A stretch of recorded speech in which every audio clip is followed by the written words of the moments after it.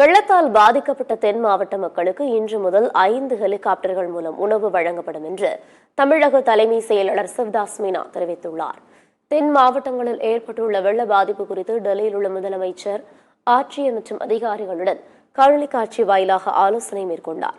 இதன் பின்னர் செய்தியாளர்களுக்கு பேட்டியளித்த தமிழக தலைமை செயலாளர் சிவதாஸ் மீனா, திருநெல்வேலி, தூத்துக்குடி உள்ளிட்ட 4 மாவட்டங்களில் மீட்புப் பணிகள் போர்க்கால அடிப்படையில் மேற்கொள்ளப்பட்டு வருகிறது என்று கூறினார்.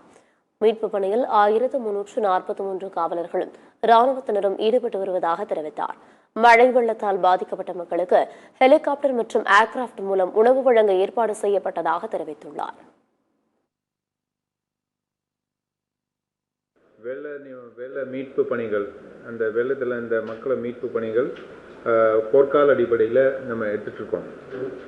இதில் இப்போ எஸ்டிஆர்எஃப், தமிழ்நாடு பெரிட்டர் மீட்பு படை, பெரிட்டர் மீட்பு படையில் பயிற்சி பெற்ற காவலர்கள் 550 பேர், அப்புறம் தேசிய பெரிட்டர் மீட்பு படையில் 10 குழுக்கள், 250 பேர் உள்ளிட்ட 10 குழுக்கள், 168 இந்திய இராணுவ வீரர் மீட்பு மற்றும் நிவாரண பணிகளில் ஈடுபட்டு உள்ளனர்.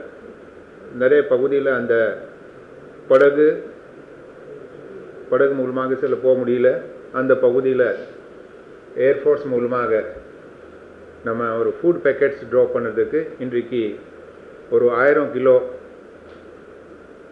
உணவு ஏர் ட்ராப் பண்ணியிருக்கோம்.